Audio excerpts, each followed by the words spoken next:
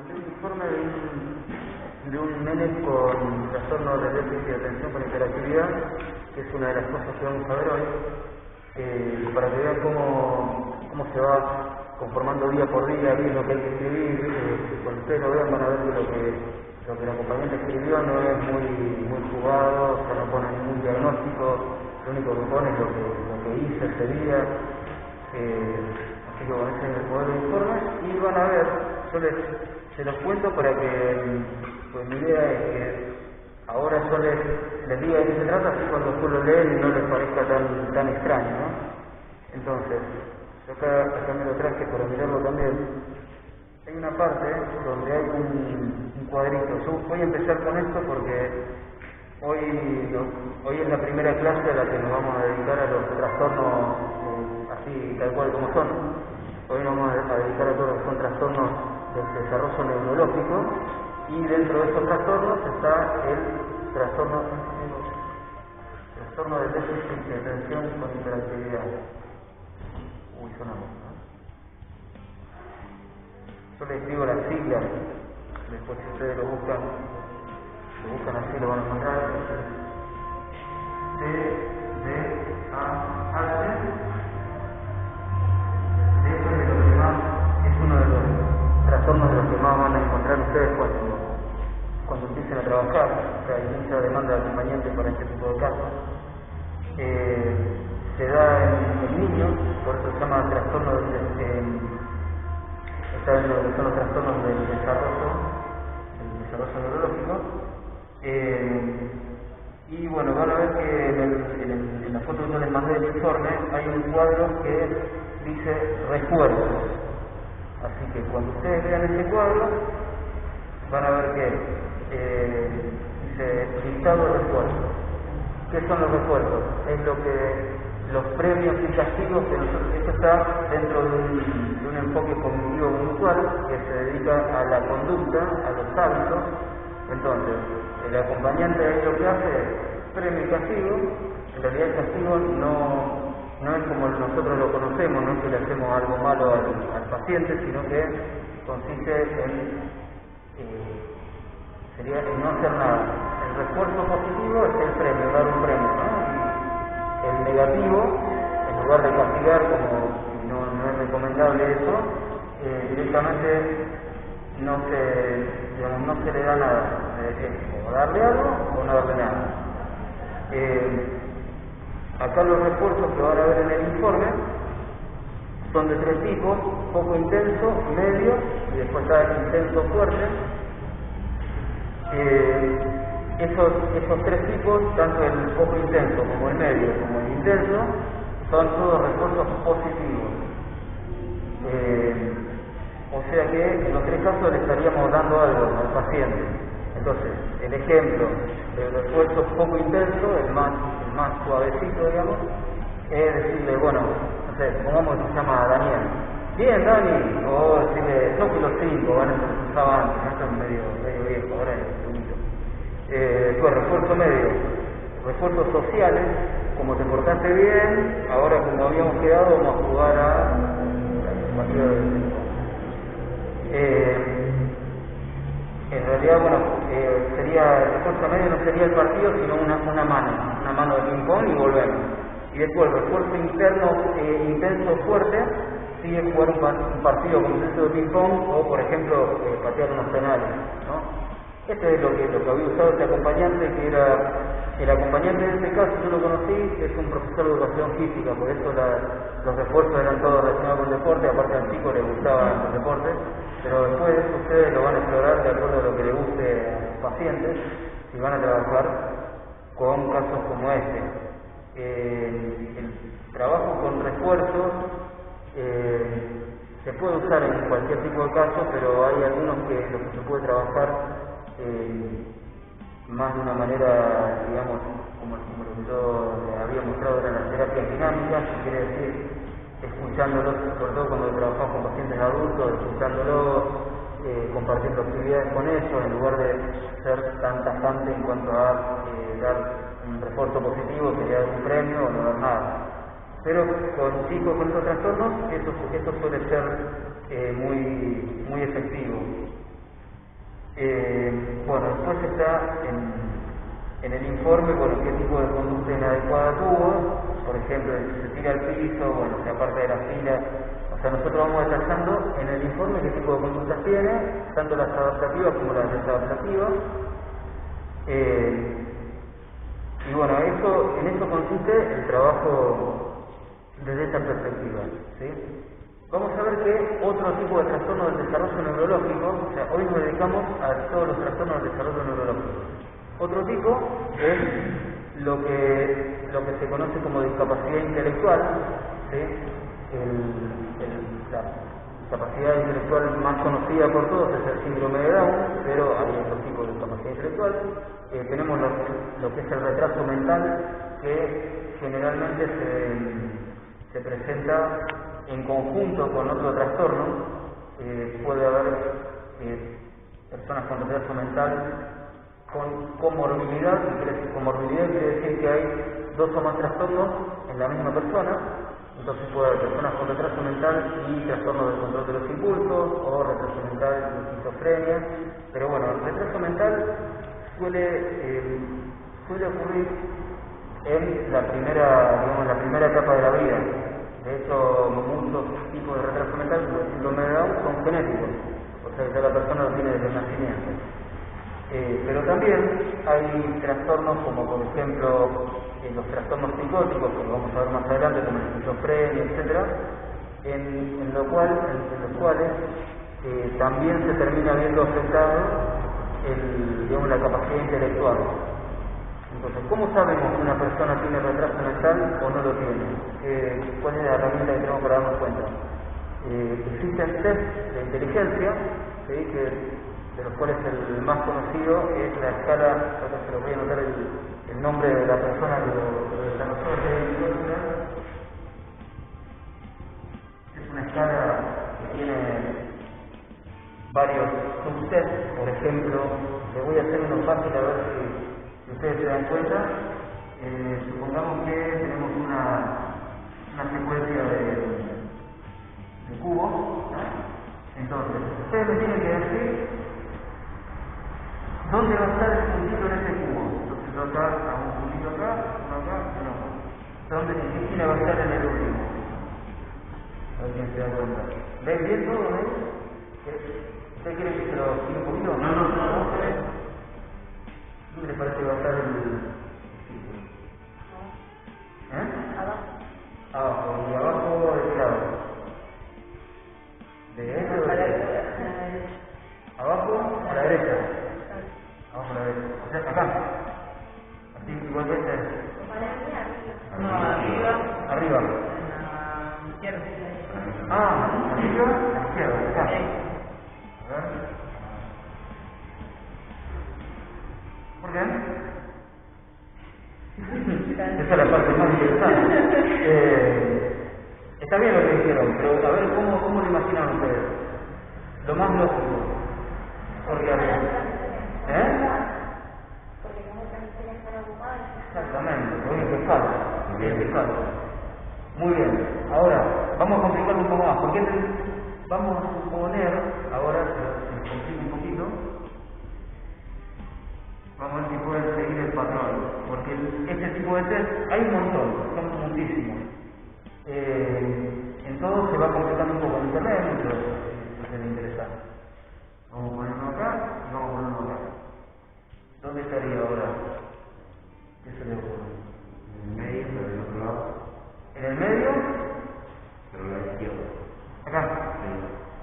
En el medio de la izquierda. A ver, ¿qué más se le ocurre? Acá se complicó un montón. Acá me salté varias que están en el medio, por eso. El que le sigue no es este, hay varios en el medio. No sé. Acá tenemos que pensarlo distinto.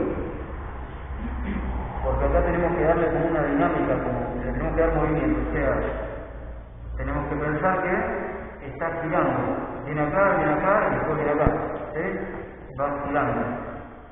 A lo mejor, o sea, la respuesta de este sería que sería, ¿no? Este tipo de...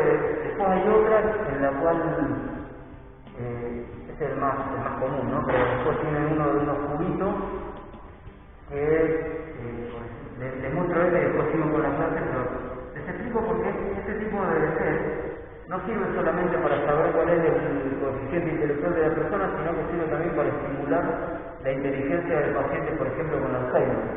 O sea, esto es como un juego. Ustedes se ponen y los acompañantes, yo nunca lo he usado con pacientes, pero sí sé de acompañantes que lo han hecho, lo han llevado de hecho. Vamos a suponer que ahora tenemos un cubo y el cubo tiene una cara que tiene ¿sí? color de un lado y del otro no, la otra tiene todo color y la otra no tiene nada y así. Entonces, con estos cubos yo tengo que formar, tengo 9 cubos de estos, o sea, en una cara tengo mitad y mitad, en otra tengo todo color, en otra nada, en otra también tengo mitad y mitad, ¿no? Y lo puedo ir girando como yo quiera. Y me piden que arme esta figura. Entonces, para esto, para armar esta figura, yo lo que tengo que hacer es agarrar 4 cubos y colocarlos de esta manera. Yo tengo que agarrar uno y seleccionar esta cara. Entonces, este lo voy a poner acá. ¿sí? Y después agarro otro, lo giro y lo pongo acá. Y de esa manera formo esta figura. Entonces, me van siguiendo más o menos. Después se empieza a complicar porque en vez de usar 4 hay figuras ya que son con 9, una cosa así, ¿no? Se empieza a complicar y desde un momento que todos en determinada parte del test no podemos seguir. Entonces a eso se le pone una puntuación.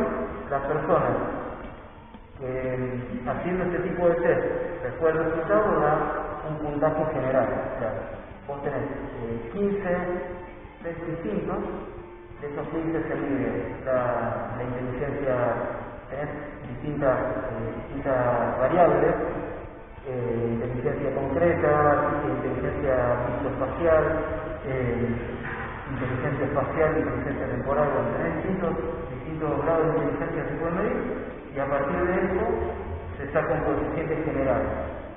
Todos nosotros debemos andar entre los 100 y 120 puntos. Las personas que andan entre, estos yo acá se los anoto para que ustedes lo tengan, o se los dicto mejor así no puedo utilizarlo.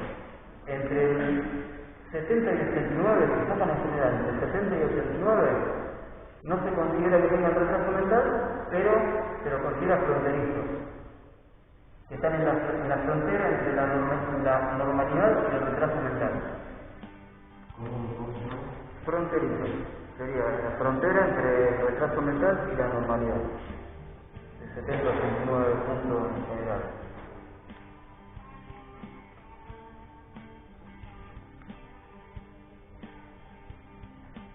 Después sería de 70 a 69.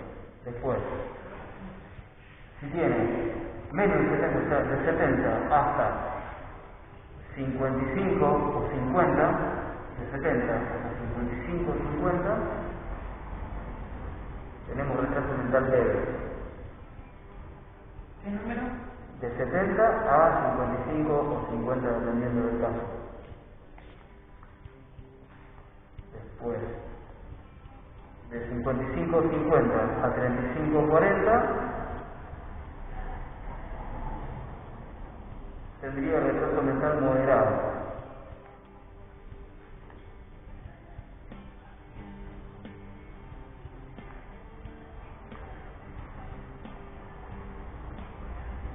Y de ahí para abajo ya sería retraso mental severo o profundo. De ahí a cero. El anterior, moderado, sería de 35 o 40 a 55 o 50.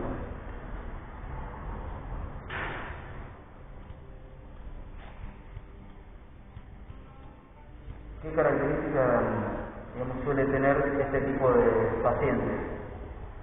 Que van a necesitar estrategias de educación adaptadas. O sea que posiblemente, yo les había contado que hay personas que tienen dificultad para combinar distintos elementos en el pensamiento sin tenerlos delante. A ver, supongamos. Nosotros sabemos cuál es el color verde y sabemos cuál es el color azul. Y nosotros nos podemos imaginar si mezclamos el verde con el azul, más o menos qué color se forma. Pero no todos, o más fácil, el rojo o el amarillo, pero no todos lo pueden combinar sin tenerlo. Hay personas que necesitan tener acuarela roja y amarilla y mezclarlo. En el caso de retraso mental, es necesario, en la mayoría de las veces, cuando tenemos que enseñar algo, que sean las cosas que la persona lo pueda ver y tocar, no que lo pueda hacer mentalmente. O sea, además de ella, hay muchas otras adaptaciones para este tipo de población. Y ya cuando estamos hablando de retraso mental severo, profundo, que sería de 35, 40 para abajo, el coeficiente, ya las estrategias directamente para enseñar tienen que apuntar a que sea la persona autónoma para poderse vestir, para poderse alimentar por su cuenta. O sea, hay que apostar primero a eso, y el coeficiente intelectual de la persona va subiendo, no es que para siempre va a tener este.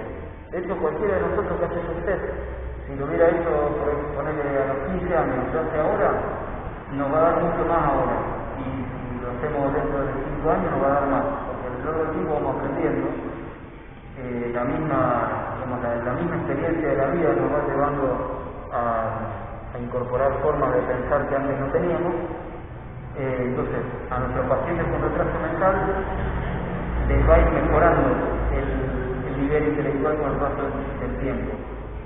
Incluso aunque no tengan ningún tipo de educación, mientras no estén en un ambiente que sea tóxico, digamos, un ambiente como yo les contaba, supongamos que nosotros nos queremos ocupar de una persona con retraso mental haciendo todo, dándole de comer en la boca y no lo dejamos mover, no lo dejamos hacer nada, ahí lo más probable es que se estanque. No sé si que baje, pero sí que se estanque o que suba muy poco el coeficiente intelectual. Pero si tiene una vida normal, puede aumentar.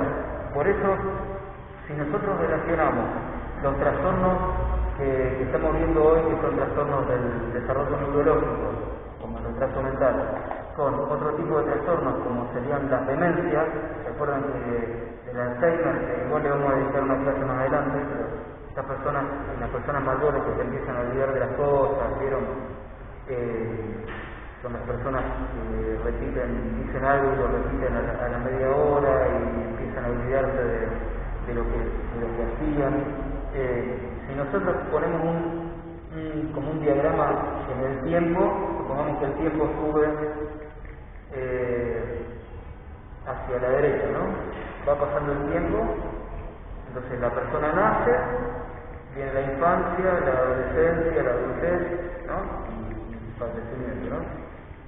Y en este caso medimos la capacidad intelectual. Una persona con Alzheimer, o que desarrolla demencia, desarrolla Alzheimer, va a ir subiendo a medida que va creciendo. Cuando llega a la adultez, en determinado momento de la adultez, cuando empieza a tener demencia, esto empieza a bajar. En cambio, una persona con retraso mental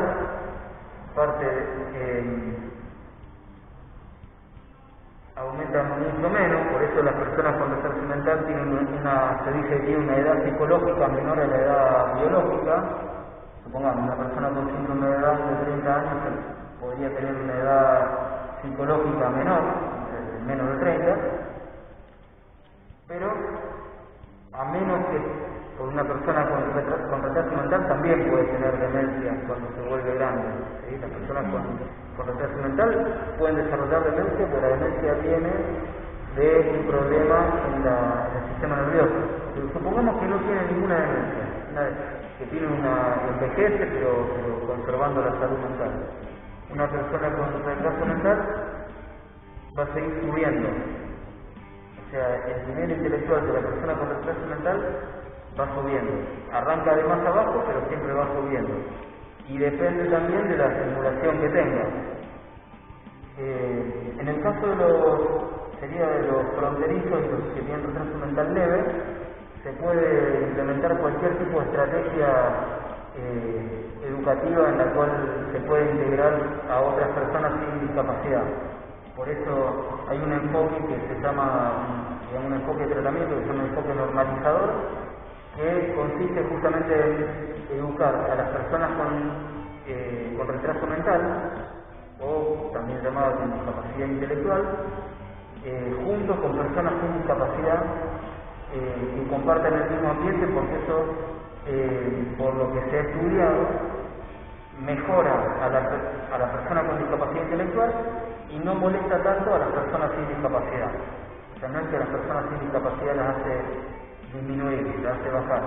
La persona sin discapacidad aprende igual, y en ese campo es donde hay mucho trabajo para los acompañantes terapéuticos, aunque sea más indicado para los docentes integradores, que no es lo mismo. Ustedes cuando empiecen a trabajar se van a encontrar con los docentes integradores, maestros integradores, que son los que hacen la integración escolar. Entonces, los que se dedican a esto son docentes especiales, gente que estudió la carrera de maestro especial, o estudiantes de docente especial. Pero como a veces la demanda es muy grande y hay pocos profesionales para cubrir, los acompañantes terapéuticos también lo pueden hacer. Entonces, por eso yo le doy importancia a las estrategias de educación que se pueden poner en práctica en estos pacientes. Bueno, un cuadro que yo también les mandé, que lo van a ver después de la clase de hoy, caracteriza a la discapacidad intelectual en tres áreas distintas, que son el área intelectual, el área social y el área práctica. Ahí nosotros vamos a encontrar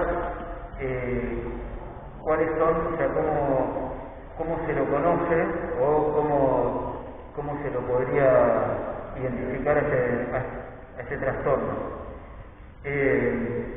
Entonces, bueno, tenemos medido en actividades de la vida diaria, que vendría a ser lavado de dientes, alimentación, vestido, etcétera, lo que es el trabajo y el estudio, manejo de herramientas, también el tema de lo que son operaciones puramente mentales, y lo que es juego y esparcimiento, que también se mide, la capacidad de realizar actividades lúdicas, como por ejemplo la música, el arte. Después, otro tema que podemos desarrollar, que está dentro del trastorno de desarrollo neurológico, además de lo que es discapacidad intelectual, es toda la parte de los trastornos del espectro autista, que yo les mandé un artículo escrito por una persona con autismo, que lo escribió ella en primera persona, con las estrategias educativas que han servido en el caso de ella. No sé si alguien conoce o ha conocido alguna vez a alguien con autismo. ¿Han visto a alguien con autismo? No importa, porque se va a volver.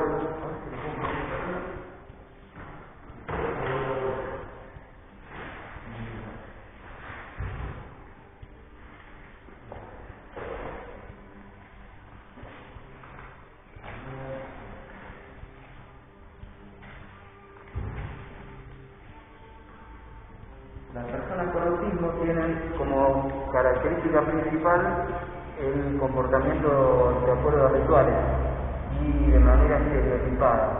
Ustedes van a leer mucho la palabra esta, comportamiento estereotipado. No está muy relacionado a lo que son los estereotipos como nosotros lo conocemos, sino que existe algo que se llama estereotipia, que se ve en varias áreas diferentes. Una podría ser el movimiento, otra podría ser el lenguaje, otra podría ser el mismo pensamiento. La estereotipia es característica de los trastornos del desarrollo neurológico, y lo van a ver, bueno, en movimientos. Yo también les voy a buscar, que se lo voy a estar mandando durante la semana, un video de una persona con autismo muy bajo, o sea, un conferencista que está diagnosticado de autismo, y van a ver que mientras habla hace un movimiento que es acomodarse la camisa, pero para acomodarse la camisa hace con la mano un movimiento así como circular, muy extraño. O sea, cuando ustedes lo vean, a lo mejor al principio no se dan cuenta, pero como lo empieza a repetir y lo repite, ya dicen que ¿por qué hace eso, no? Ese tipo de movimientos tiene una finalidad. Después hay otros que son este que yo les cuento es muy fino, o sea, cualquiera se puede acomodar la camisa, pero hay otros movimientos más toscos, como por ejemplo el rocking. El rocking es un movimiento que consiste en, cuando estás sentado o estás parado, en inclinarte y volverte a poner derecho, pero muchas veces. Eso se ve en las películas, las personas, se ve también en pacientes psicóticos. En las películas generalmente, no sé si han visto alguna película de algún asesino serial, estas películas viejas que hay alguien que tiene enfermedades mentales y se empieza a mover así para sentado y se empieza como a exaltar. Entonces, en las personas con un trastorno del espectro autista, ese tipo de movimiento está presente, y si bien no tiene una finalidad, como por ejemplo puede tener el movimiento de agarrar el lápiz y escribir, claramente tiene la finalidad de escribir para expresar algo, sí funciona como una forma sería de descarga. Está perfecto, pero ¿por qué tendría necesidad de descargarse una persona con trastorno del espectro autista? ¿Descargarse de qué? Bueno, viene otro tema, que es el tema de las rutinas. Las personas con trastorno del espectro autista necesitan tener determinadas funciones muy fijas. No toleran o le incomodan mucho los cambios en determinadas cosas. Las funciones mentales, que yo les había nombrado algunas la semana pasada, las básicas son la atención, la memoria, la habituación, habituarse a determinados ruidos o estímulos visuales. Por ejemplo, si ahora viene una nube y tapa el sol y se oscurece el salón, yo la clase la voy a poder seguir dando igual y se van a poder seguir escuchando lo mismo, porque ese tipo de estímulo visual no está acostumbrado. Entonces, esa es otra función mental. Bueno, el lenguaje es otra, la capacidad de comunicarse. Tenemos distintas funciones mentales. En el caso del trastorno del espectro autista, están todas alteradas, pero la que está más alterada es la parte de la atención. Entonces, suelen prestar atención a determinadas cosas muy puntuales, y esas cosas puntuales a las que le prestan atención necesitan estar fijas. Entonces, eso es muy personal. Ustedes, si tienen un paciente con trastorno del espectro autista, van a tener que estar atentos a qué es lo que esa persona necesita que no cambie, pero vamos a suponer que para una persona con trastorno del espectro autista no puede haber un bolso arriba de la silla. Entonces, se desespera y le agarra el bolso, y el bolso tiene que estar colgado. Entonces se desespera y lo cuelga. Y voy yo y no entiendo, lo tomo como que me está tocando un bolso que es mío, y digo, no, soltarlo y lo vuelvo a poner ahí. No va a servir, va a ser cada vez peor. Eso que estaría pasando en este ejemplo, no hace falta que yo haga nada con el bolso. Con que lo deje ya, el hecho de que la persona lo vea ahí, lo incomoda muchísimo. Es como si, no sé, como si nosotros, como si empezara a hacer ahora mucho frío de golpe, y empieza a bajar la temperatura y empezamos a sentir incómodos y en un momento no aguantamos más y tenemos que ir a meternos en algún lugar o buscar abrigo, lo que sea. Eso es lo que le pasa a la persona. Entonces las personas con trastorno del espectro autista están constantemente acumulando tensión y necesitan descargarse. En el artículo que yo les mandé al principio, esta mujer, que es una mujer adulta, cuenta que cuando la educaban, cuando era chica, la dejaban, le daban media hora para poder descargar, para poder tener movimiento o comportamiento de autista. Entonces, fuera de esa media hora, le enseñaban, creo que, no me acuerdo bien a qué, pero creo que era tomar los cubiertos para comer, cosas, estrategias pedagógicas, ¿cierto? Le enseñaban cosas.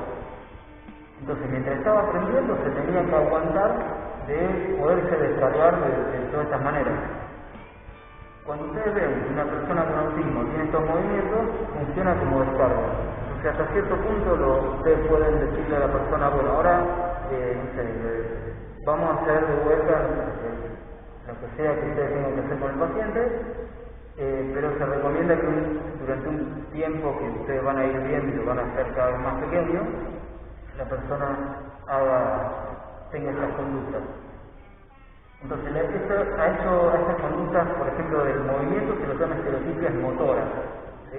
Motoras quiere decir, viene motricidad es lo mismo que movimiento. Estereotipias motoras. Las estereotipias motoras pueden ser desde algo muy alevoso como el movimiento de rocking o saltar. Hay pacientes con autismo que saltan durante el día no sé cuántas horas, o sea, no seguido, pero uno ve durante el día cuántas horas saltan. A lo mejor en las 24 horas han saltado 3 horas, mucho, o más incluso. O sea que puede ser de cualquier tipo de movimiento. Hay estereotipas verbales también.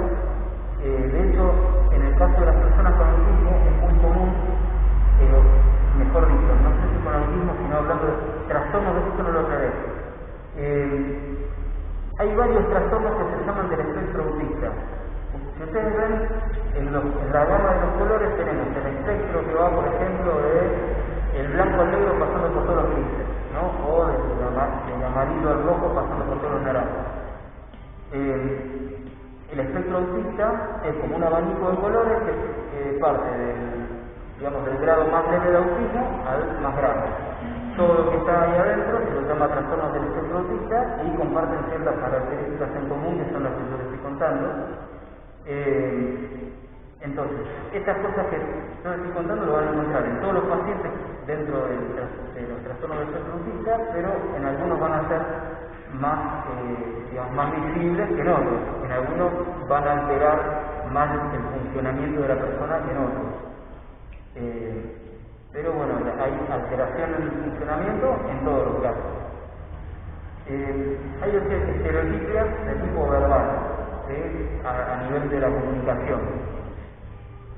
Por ejemplo, en el caso del lenguaje, van a encontrar una de las características de este trastorno es que la palabra no significa lo que significaría para nosotros, sino que, fíjense esto, por ejemplo, si yo les quiero pedir a ustedes que si abran la puerta, yo si hubiera trastorno del espectro autista me tendría que acordar qué es lo que escuché la última vez, o no sé si la última, alguna vez que yo haya visto que alguien abre una puerta, ¿no? Entonces, si yo recuerdo que cuando abrieron la puerta dijeron hola, ¿cómo están? Entonces yo, si le pido a alguien que abra la puerta, le voy a decir hola, ¿cómo están? Y es más, yo voy a decir igual como lo pusieron. Hola, ¿cómo están? Igual con la misma música, tal cual como yo escuché. Entonces, hola, ¿cómo están? Para mí significa lo que pasó al mismo tiempo que alguien dijo, al mismo tiempo que alguien abrió la puerta. Te voy a dar un ejemplo de un paciente que yo tuve, adulto, que estaba internado en un lugar y lo que tenía, aparte del trastorno del espectro autista, era hiperactividad. Esto es muy común también, que sean personas con hipertiroidismo, que es un trastorno de la glándula tiroides, en la cual se metaboliza con mayor intensidad el alimento que uno incorpora. Al metabolizarlo en mayor intensidad, lo que se obtiene, los nutrientes que se obtienen son mayores y la energía que llega al sistema nervioso es mayor. Entonces la persona tiene más necesidad de incorporar alimentos porque hay un gasto de energía y gasto de alimento mayor, y a su vez el movimiento está aumentado, la comunicación o la verbalización está aumentada. Entonces la persona tiene un comportamiento mucho más activo y tiene más necesidad de incorporar alimentos porque gasta más energía. Entonces este paciente siempre quería ir a la cocina porque quería comer, y la institución le daba de comer lo mismo a todos, y a él no le alcanzaba, porque ese mismo yo contaba que saltaba mucho, necesitaba comer mucho más. Entonces, a él siempre cuando iba a la cocina le decían a la cocina no. De acuerdo a la capacitación que hemos tenido nosotros en la institución, conviene darle instrucciones siempre de la misma forma, siempre usando la misma frase. Por ejemplo, el que no sé si sintieron hablar de esta intervención también, que es el que no está sentado no come. Se dice porque a veces cuando la comida escasea y está llegando alguien con la comida, cualquiera cuando tiene hambre se para y va a buscarla. hambre de verdad, no hambre fuerte, ¿no? Entonces, bueno, que no se hace todo en todo momento. Repetir la frase siempre de la misma manera hace que la persona entienda que se tiene que sentar. Y si se sienta, le van a dar en algún momento de comer. Entonces este paciente, cuando quería ir a la cocina, empezaba a repetir a la cocina no, de la misma forma que se lo decían a él. O sea que yo me daba cuenta que tenía ganas de meterse en la cocina cuando empezaba a decirlo despacito. Y lo empezó a decir cada vez más fuerte y empezaba a ir caminando a la cocina. Para él esa frase quería decir, quiero ir a la cocina. No a la cocina, no, pero él, como era lo que escuchaba. O sea que el lenguaje, en este tipo de trastornos, suele estar asociado a la acción que tuvo por nexo de continuidad con la acción. O sea que la acción que ocurrió al mismo tiempo que la frase. En los trastornos del espectro autista, más dentro del espectro los más graves, estas cosas se observan mucho más. Pero esto da lugar a estereotipos verbales. Algunas tienen un significado, cuando quieren, por ejemplo, decir quiero ir a la cocina, que dicen a la cocina no, o lo que hayan escuchado, pero también las estereotipias verbales pueden servir solamente para descargar. O sea que pueden repetir algo que no tiene ningún sentido, por ejemplo, recordar algo que han escuchado cuando eran chicos o alguna propaganda de la tele. Eso también es muy común. Algunas de las propagandas tienen como una canción que se te queda grabada. Entonces, aparte que está hecho para que se te quede grabada, son generalmente canciones cortitas y te las pasan muchas veces. Entonces, puede ser que un paciente con estos trastornos repita una canción de una propaganda varias veces y que vaya probando distintas tonalidades y que haga un movimiento como, por ejemplo, les voy a mostrar, lo deben haber visto, una cosa así. ¿Cómo era? Así, como para que el sonido vaya directamente al oído. Entonces hacen así, o no me acuerdo ahora, bueno, así o otro, así. Entonces, también para que lo que habla se escuche, lo pueda escuchar más la persona, y van probando distintas tonalidades, y eso a veces no tiene ningún significado, sino que solamente lo hacen para poderse descargar. Así que ese tipo de comportamiento también lo van a encontrar. ¿Qué es lo que tenemos que evitar hacer en el caso de los trastornos del espectro autista? Primero que nada, van a ver que estos pacientes en algún momento van a tener berrinches, como los berrinches que pueden tener los chicos, o los grandes también a veces los tenemos menos veces. Entonces, una cosa de la que nos tenemos que cuidar mucho de interpretar ese berrinche como una forma que tiene el paciente de querer que nosotros hagamos algo. Vieron que los berrinches de los chicos generalmente buscan que nosotros compremos algo de comer, pero pretenden algo. En este caso los berrinches son una descarga y nada más. No traten de evitar interpretarlo como que nos están queriendo decir algo. Sí podemos estar viendo a ver de dónde viene el berrinche, qué es lo que esa persona necesita que esté de la manera que necesita que esté, o sea, qué es lo que cambió y que esa persona no hubiera querido que cambie. Me refiero a posiciones de las cosas, o sea, dónde están los bolsos, dónde están las sillas, si las sillas están arriba de la mesa o abajo. Vieron que a veces nosotros nos vamos, podemos apilar la silla ahí o podemos dar vuelta a la silla y ponerla arriba de la mesa, como en los bares. Hay personas que no toleran eso, por ejemplo. Y también pueden ser alteraciones de la rutina de lo que se hace en el día. Con los pacientes con trastorno del espectro autista nos tenemos que cuidar mucho con el horario de llegada, la actividad de lo que uno quedó en hacer con el paciente. Generalmente uno con esos pacientes hace siempre lo mismo, todos se encuentran a hacer lo mismo y que va agregando cositas pero muy de a poco. Y eso es lo que permite que el paciente esté como más calmado, que no aumente tanto la incomodidad. O sea, algo de tensión va a acumular, pero no tanto. Yo les cuento un caso que puede servir a lo mejor como ejemplo, en el cual yo como acompañante trabajaba en conjunto con la terapista ocupacional. A ustedes les va a pasar como acompañante que van a trabajar en conjunto con otros profesionales. Y la terapia ocupacional tenía como objetivo que el paciente adquiera digamos, que adquiera su propio esquema corporal, que sepa cuáles son los límites, donde empieza y donde termina su propio cuerpo, porque era chiquito, estaba creciendo y cuando uno crece se choca con todas las cosas. El objetivo era ese. Entonces ella le proponía, hoy por ejemplo, vieron las paralelas de los pacientes que hacen rehabilitación, que son como 2 caños donde tenés que agarrar así y tenés que caminar. Entonces un día arriba de las paralelas le ponían las colchonetas y había que pasar por abajo de las colchonetas. Y ese a mí me había encantado, pero a la vez siguiente le preparó otro juego, porque los terapeutas ocupacionales no te van a enseñar siempre lo mismo, ellos quieren que uno aprenda distintas cosas. Y aparte, no le voy a dar siempre el mismo ejercicio, pues se me va a aburrir. Le voy a hacer hoy una cosa y le voy a ir aprendiendo distintas cosas. Y resulta que el nene, en un momento a otro, no quería saber nada cuando se le empezó a cambiar. Entonces, en un momento probamos, ahora vamos a poner las colchonetas arriba de las paralelas y pasamos por abajo de las colchonetas y se enganchó.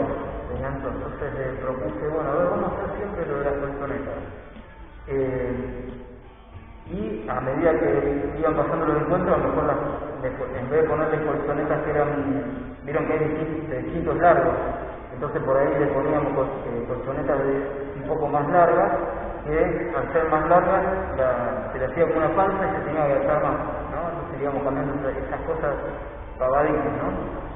Y la rutina que teníamos en la entrada, que también me gustaba mucho, era que él entraba conmigo al lugar donde estaba la terapia ocupacional, entonces nos teníamos que esconder y ella nos tenía que buscar. Entonces siempre era lo mismo, la terapista no sabía eso, entonces el nene se venía escondiendo, entonces yo entraba y le avisaba, le decía que estaba viniendo, pero en la búsqueda. Nos tratamos con el nene. Estas cosas ustedes se las van a tener que explicar a los otros profesionales, porque ellos a lo mejor lo estudian, pero por arriba en la carrera. Entonces, acuérdense que con este tipo de pacientes es muy conveniente que hagan una rutina. Eso hace que disfruten más la actividad, que estén más receptivos y que estén menos nerviosos. Bueno, ahora ya estamos cerca del recreito de las 5. No sé si quieren comentar algo o hacemos un recreito de 10 minutos y volvemos. Nada. Bueno, tomamos 10 y a las 5 les parece que volvamos.